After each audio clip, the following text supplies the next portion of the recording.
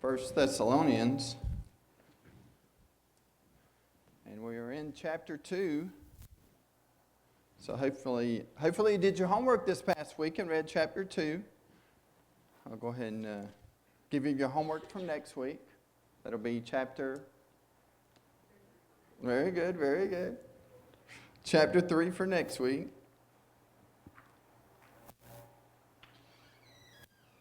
Today we're going to look at encountering opposition to Christianity. Paul is talking to the Thessalonians. I want to examine what he says to them in verses 1 through 4. We're starting second. 1 Thessalonians chapter 2, verses 1 through 4. You know, brothers and sisters, our visit to you was not without results. We had previously suffered and been treated outrageously in Philippi, as you know, but with the help of our God, we dare to tell you his gospel in the face of strong opposition. For the appeal we make does not spring from error or impure motives, nor are we trying to trick you. On the contrary, we speak of those approved by God to be entrusted with the gospel. We're not trying to please people, but God who tests our hearts. First of all, what I want to look at is Paul faced opposition. Mainly examined in verse 2. It says he had previously suffered and been treated outrageously. I thought that was very interesting wording there, treated outrageously. What does that mean? So I looked up just the different versions really quickly and found that the different, it could be translated different ways: treated badly, treated shamefully, mistreated, spitefully treated, insulting treatment, or injuriously treated. Then he goes on to say, in the face of strong opposition. In other words, Paul was not treated good. He encountered opposition. Not only opposition, but strong opposition. Make sure you understand that. Throughout the writings of the New Testament, you see that over and over and over again, where people that are living for God, that are doing God's work, face opposition. So why did he face opposition? We had previously suffered and been treated outrageously in Philippi, as you know. But with the help of God, we dared to tell you his gospel in the face of strong opposition. And he goes on to say, we're not trying to please people, but God who tests our hearts. We all face opposition in life sometimes. And I'm sure Paul could have faced opposition for a lot of different things, but he was facing opposition for what he was doing for God.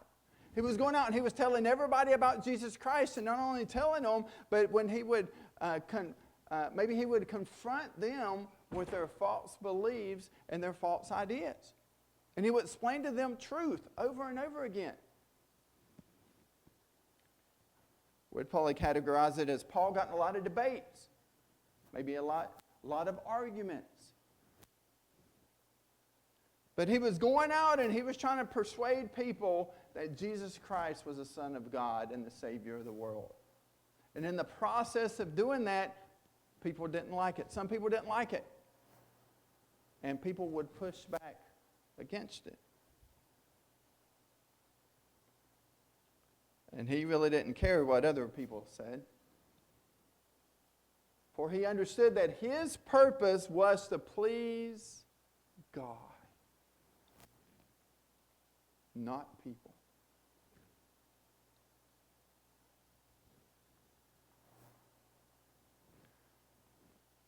I'm sure you heard by now the sad event happened this week.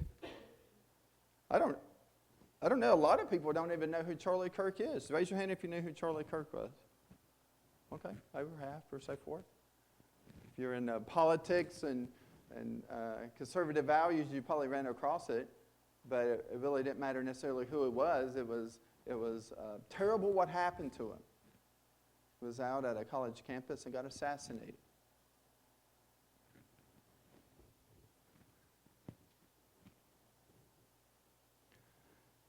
If you don't know what he did, who he is and what he does, one of the things he would do is he would go around and to college campuses. He felt like that was the front line of the battlefield. Of the spiritual battlefield was the college campuses. Now make sure you hear that and understand that, because a lot of us sending our kids and grandkids to these college campuses, I don't think we really understand where we're sending them and what kind of environment we're sending them to. And it is a lie from Satan if you think that your kid has to go to one of these colleges. But Charlie Kirk determined that it was the front line of the spiritual battle, and he would go there. And he would not only speak, he would make presentations, but then, I feel like he had a lot of things in common with Paul, then he would debate and converse with these college kids. He had open mics. Anybody could get up and ask him anything, really about anything. Now, he was a strong conservative Christian. He was into politics, and he would answer questions about anything and everything. One of the neat things he would do is most of the time is outside after he gave a speech, and anybody could come up to the mic, and there was a lot of video, a lot of different confrontations. He was very familiar with opposition. But one thing he would do would be even more organized. As you see this picture here, he would get, in this case, 25 woke college students, put them in a room. And then he would bring up a topic, and then he would ring a bell, and they would run to the chair. Whoever got there first got to make their argument. And then he would just answer their argument. And I'll tell you, if you haven't watched any Charlie Kirk videos, you need to watch some. He's gave many speeches, and he spoke many times at Republican conventions or so forth. But you need to watch some of his stuff. I think one of his biggest accomplishments, he started Turning Point USA. It's a nonprofit organization founded in 2012. The organization's mission is to identify, educate, train, and organize students to promote the principles of fiscal responsibility, free markets, and limited government. Now, I told you Charlie Kirk would go on these college campuses, and he would have open mics, and I want to show you a little video. This is where the situation where he's answering questions. And they're almost always hostile most of the time. And I pick ones. He talks about politics and race and identity and all these other things. But I pick ones where he's talking about the Bible. But I just want to get a glimpse of sort of what his mission was and what he was doing. In state, of course not. Now, the morality that built the West is the Ten Commandments. The Ten Commandments is the best rules of life for any society to flourish and to be able to succeed. You shall have no other gods before me. You shall have no other idols. You shall not take the Lord's name in vain. Honor your mother and fathers. May live long in the land of which you are in. Honor the Sabbath day and keep it holy. Do not murder. Do not steal. Do not bear false witness. Do not covet. Do not commit adultery. It's out of order, but that's still the Ten Commandments. Those rules for life is what the founders believed, so much so that they're in the halls of Congress and the Supreme Court. That we believe is transcendently transmitted to us, and that when we do not submit to those 10 commandments, our country starts to fall apart. But if you think about it, most wars when religion gets entangled into a culture and even government, most wars have started because of that. So that's a talking point that has no basis, and that's okay because a professor told you that. So let's go to the truth. And I'm going to ask you a couple of questions. What religion did Mao Zedong believe in, the great murderer of China who killed 50 million people? I don't know. Yeah. He was an atheist. What religion did Joseph Stalin believe in, who killed over 30 million people of the Soviet Union? An atheist. He was an atheist. So that's 80 million people murdered in 2 countries in just the 20th century that did not believe in any religion. So it's an easy talking point to say that religion causes war, but in reality, it seems as if actually totalitarian dictatorships rooted in atheism and a lack of the divine is what caused more human suffering in the 20th century than not. Adolf Hitler was not a Christian. Adolf Hitler was at war with God and thought he was God and a total maniac.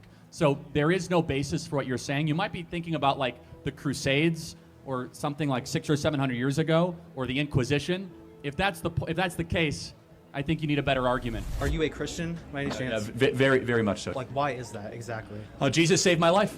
I'm a sinner, gave my life to Christ, most important decision I ever made. So you believe the Bible is real? Yes, I believe the Bible is true and real. Yeah. Why is that? Well, I could give you the technical answer. There's never been an archaeological discovery that has contradicted the truth of the Bible. And then, of course, the wisdom. There's not a truth of the Bible that if you apply to your life does not improve dramatically. And then finally, we have the most accurate and transparent, historically robust account that one can have of the most important figure ever to live in the history of the world, Jesus of Nazareth. And the resurrection is the pinpoint of my belief that Jesus did rise from the grave so that we may live. If Genesis 1:1 and the resurrection is true, anything in the Bible is possible. You're looking at the greatest miracle. The greatest miracle is creation. And then the fact that Jesus rose from the dead. And I say, how do you know that Jesus rose from the dead? Well, show me another historical piece of a story where so many people willingly died a brutal death for a lie. Every single person around him had everything to lose, and yet they went to the absolute death, from Paul to Peter to the half-brother of James, saying that Jesus is Lord, Jesus rose from the dead. Not to mention, if you were going to fake a story, you would not use female witnesses in the ancient world. In the scriptures, it said that the women were the first one to see Jesus Christ. If you're trying to fake a story, you would never do that. Not to mention the 500 people that saw Jesus after he rose from the dead, and then the later church that lived under persecution. Did you notice that guy's T-shirt that asked him the question? Now, I was going to get the point of me showing you that, was to show you that he faced opposition. And we're saying so much good Bible stuff in those clips, I wanted to show them. But there's so many I couldn't show, actually, because they use profanity and just screaming and just wild. It's very entertaining, actually. And he handles himself very, very Christian-like. I don't know if I could have, but I do encourage you to watch some of those things, and you will see that he faced opposition. He was on the front lines, and it was obvious. Attack after attack, students coming up wearing satanic shirts, asking him questions, yelling at him, cussing at him. He's had all sorts of things because he was facing opposition. We looked at Paul. Paul faced opposition. Why did Paul face opposition? Because he was carrying out God's will for his life and telling others about the gospel of Jesus Christ. Why did Charlie Kirk face opposition? If everything completely goes away, how do you want to be remembered? I mean, if I die? Everything just goes away. How would you, if you could be associated with one thing, how would you want to be remembered? I want to be remembered for courage for my faith. That would be the most important thing. The most important thing is my faith in my life. Christ is not just grace-focused, he's simultaneously truth-focused. He goes up to the woman who had a career in selling herself for sex and said, sin no more. Now, imagine today how much trouble you would get in if you would go up to somebody and say, stop sinning. No, you're being too judgmental. No, you're actually being Christ-like.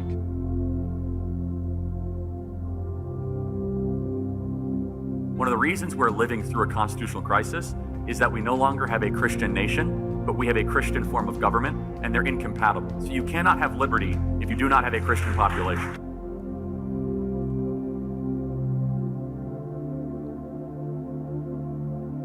I have 30 seconds left to live. I'm dying from a gunshot wound. But what would you actually want to tell me if I have 30 seconds left to live? Boy, you got 30 seconds. In 30 seconds, you're about to meet eternal judgment. And there's only one way that you can get bailed out of that. And it's not all the good things you did or the moral scorecard. It's whether or not you have Jesus Christ as your Lord and Savior. And that's the only thing that's going to matter. And so you got 10 seconds left, you're dying from a gunshot wound. And you ask the question, who is Jesus Christ? And the answer to that singular question, who is Jesus Christ, is the most important question for everyone in the audience. Not how much money you have, not how much good stuff you do. It is, who is Jesus Christ? You might say, oh, Jesus was, a teller of good tales, or Jesus was a good person, or Jesus was a historical figure. None of that's going to cut it. It's whether or not you repent and you ask Christ to come in as your Lord and Savior. That's the only thing that will save you from eternal damnation.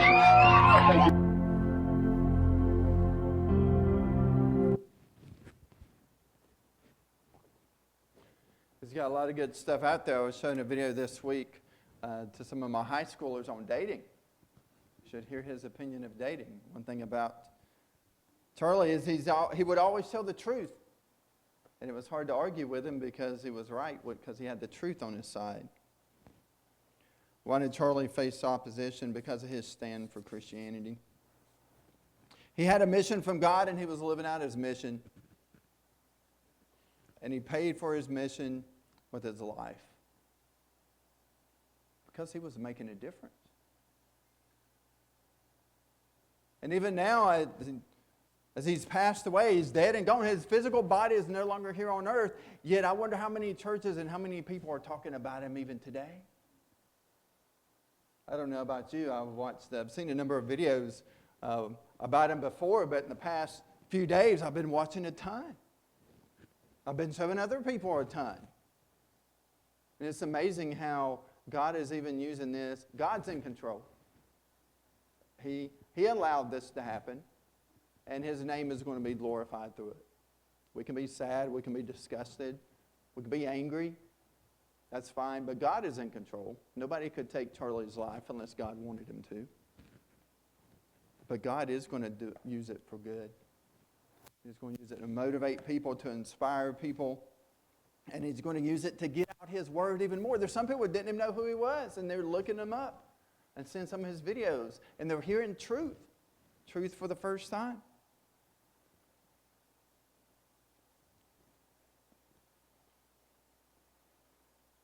But I have a hard question for you this morning is, could ask in a lot of different ways. I'll just put, do we face opposition? Question mark. And you think of what Paul went through in his life. You think of what Charlie Kirk went through in his life. Even if you notice there when he was answering some of the questions, you see people around him. He had security around him for a reason. He always had to have security around him because people were out to harm him. But you know what? Every time I go out, you know how much security I have around me? I don't have any. Do you have a security team? Had to case out the place before you come in today? We don't. And one thing that really struck me with the whole Charlie Kirk thing is, why aren't we facing more opposition? Why aren't we seeing results of taking a stand for God and getting out there? Maybe it's on the front lines, maybe it's on the back line, but somewhere in the battle, in the spiritual battle that we're in, why aren't we facing opposition? And I just wrote some things that come to mind because I know it has happened to other churches and other places. Nobody's lining up today protesting our church.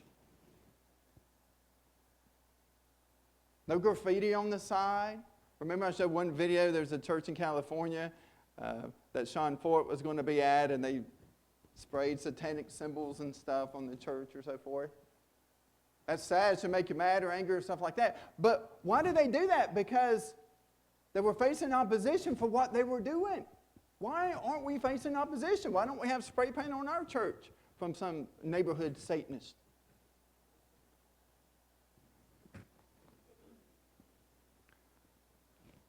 When was the last time we've been in a newspaper or even online? Maybe there is some stuff online talking negatively about your church, about you, about me, for the stand that we're taking for God.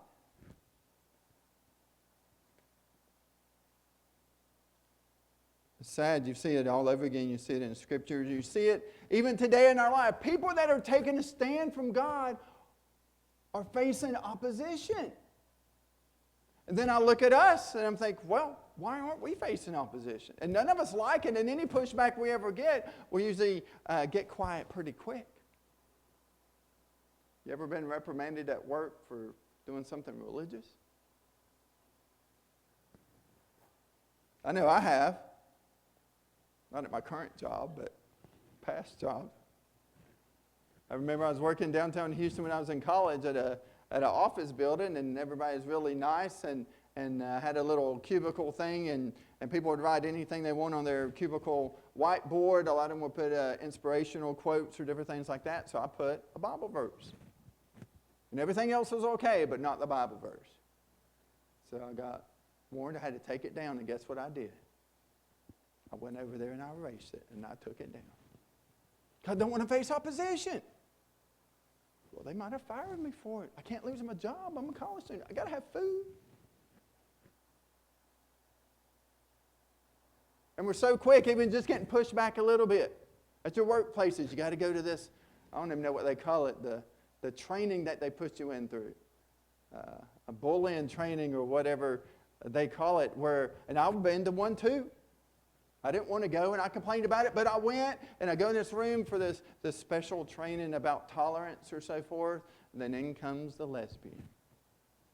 Talks to us all for about 30 minutes or so. And we don't like it, and we leave, and we complain about it afterward, but we still went. Because we don't like to be opposed. We don't like opposition. We give in too easy. We don't take a stand.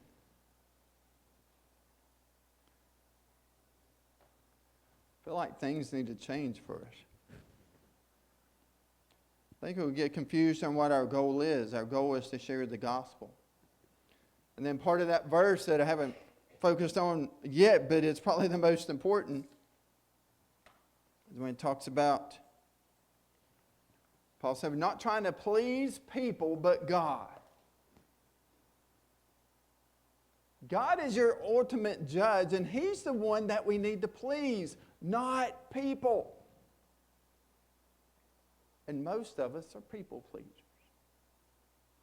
We don't want to make anybody mad. Even people that will hate us no matter what, we still don't want to make them mad.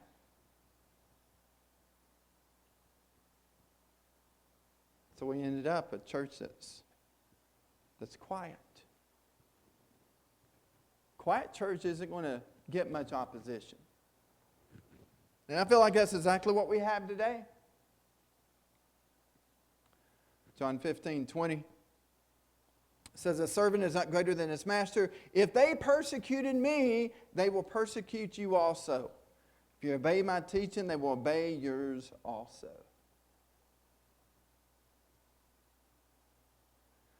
I read Revelations. We'll be there soon. It talks about the martyrs that were killed for their faith. And talks that they got a special place in heaven and they got special rewards in heaven. It's an honor to be a martyr for Jesus Christ. When we think about that, it's happening at end time, but it's happening today too. Charlie Kirk wasn't killed for the way he looks or other things that you could pick out about his life, his color, his skin, or so forth. He was killed for what he was doing for God. He was a martyr. And it needs to inspire us to live the same way. We got to step up and do a better job. And it sounds morbid, but I really think it's true. It's like maybe some of us need to be assassinated for what we're doing. We probably don't even know who hates us out there for what we're doing for God because we're not doing much for God. I look in the mirror, I'm embarrassed. I'm a preacher at a church. Charlie Kirk, I'm a preacher. He preached, though. In the front lines of spiritual battle. Here we are in the safe confinements of our local church.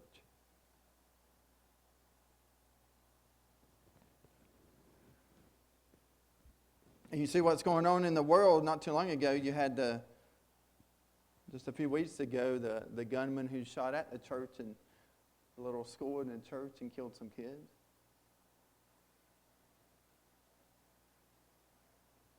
Evil is out there. Evil opposes what is good. And if evil is going to start taking out the good people, the people that are doing good, we need to be in the very front. Because we need to be active in living out the gospel of Jesus Christ. I feel like we've been fed a lot. Church needs to be passive. You can't judge. You can't confront. You can't be political. You can't talk about religion at work. You can't talk about religion at home. You can't talk about religion with your family. Or don't talk about anything religion at Thanksgiving. People might get mad and you don't want to cause that. It's supposed to be a good time. Okay, we'll just be quiet. Can't say anything religious at work. Okay, we'll just be quiet. Because we're scared of opposition. We need to step up and do better.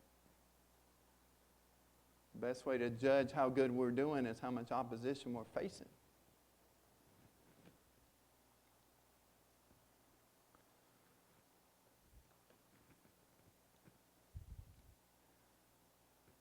see what Paul did and how we're talking about him thousands of years later. You see Charlie Kirk, and you can tell that his memory and his truths are going to be spreading out for a long time.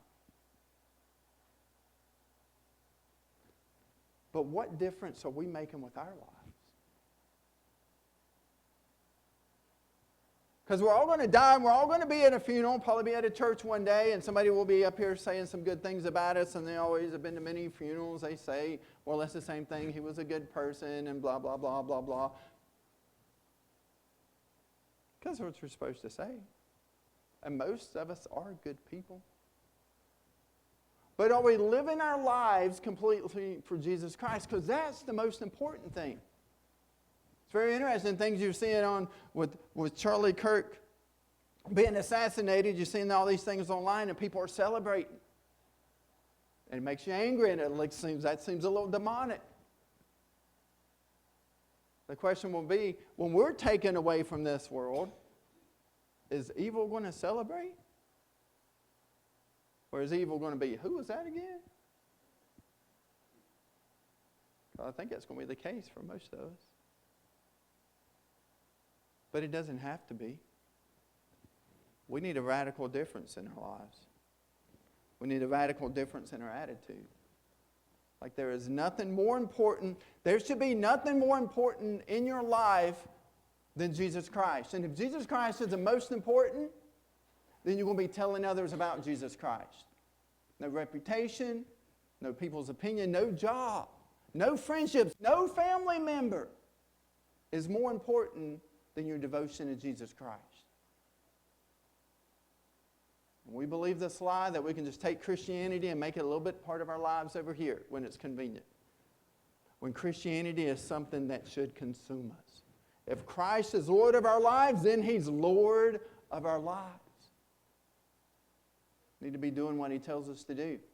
In spite of our mishaps, in spite of our mistakes in the past, in spite of the weaknesses that we have. We all have weaknesses and fears. Do it anyway. Our God is an awesome God. And He has a purpose and plan for each and every one of us. Let's live it out. Let's walk out of here today, or let's make a commitment even before you leave today that you will just give Jesus every single part of your life. Every part. I'm going to close with the song, Jesus Have It All. I'm going to have the lyrics on there, and it's about 5 minutes, so it's going to give you a little time to reflect. Use the time to reflect. The lyrics will be up here if you want to see the lyrics. If you want to bow your head and spend some time in meditation and prayer, I encourage you to do a little of both.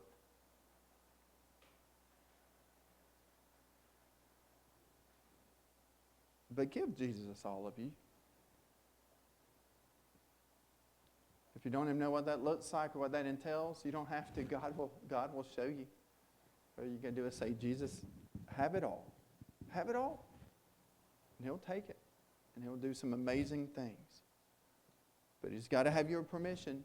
He's got to have your willingness.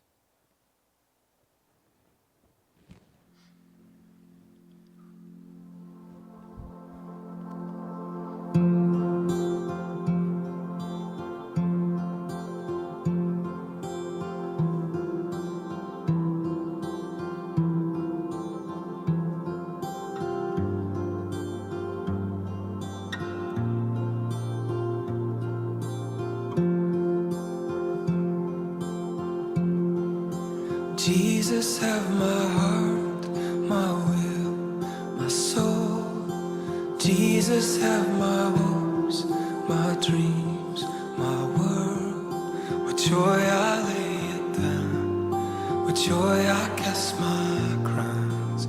Jesus, have it all.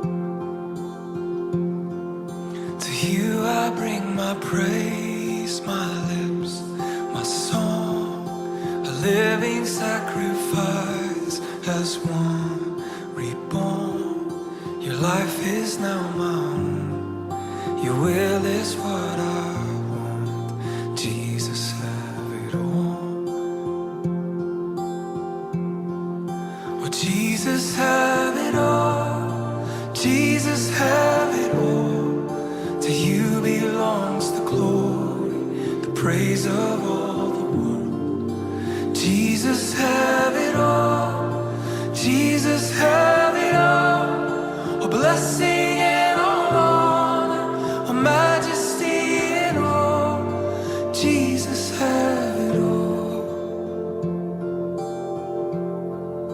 Jesus, have your church, your love, your bride, the joy for which you freely gave. Your life, radiant and white, washed and purified.